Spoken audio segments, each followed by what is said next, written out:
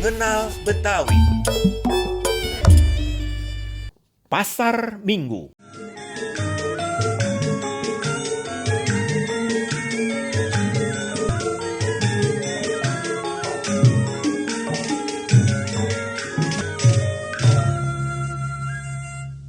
Abang None Cangcingnya Babe, sebelum lanjut nonton video ini, jangan lupa like, share, klik lonceng notifikasi, komen, dan subscribe channel Lembaga Kebudayaan Betawi. Pepaya, mangga, pisang, jambu dibawa dari pasar Minggu. Di sana banyak penjualnya, di kota banyak pembelinya. Demikianlah sepenggal syair dari lagu yang pernah populer di tahun 60-an hingga 70-an.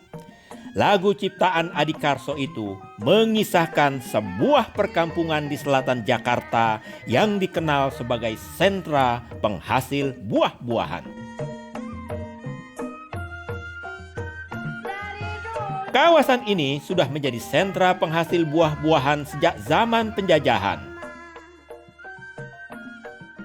Bermula dari kebiasaan penduduk setempat yang gemar menanam pohon buah di halaman rumahnya dan mampu memberi penghasilan lebih.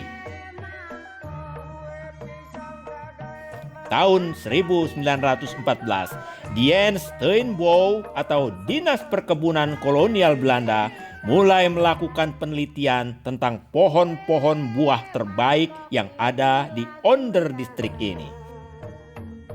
1 April 1921 dibangunlah Balai Pembibitan Buah-buahan di Ragunan.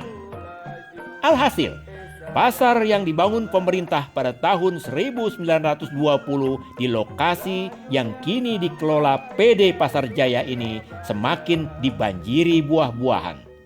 Pasar yang awalnya hanya berlangsung pada hari Minggu semakin ramai. Selain menggunakan kereta api, buah-buahan dari pasar Minggu diangkut pula oleh kendaraan lewat jalan aspal yang dibangun pada tahun 1930.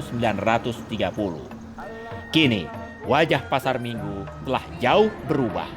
Onderdistrik yang sekarang menjadi nama kecamatan di Jakarta Selatan ini tidak lagi menjadi sentra penghasil buah-buahan. Pepaya, mangga, pisang, jambu dari pasar Minggu tinggal hanya kenangan zaman normal.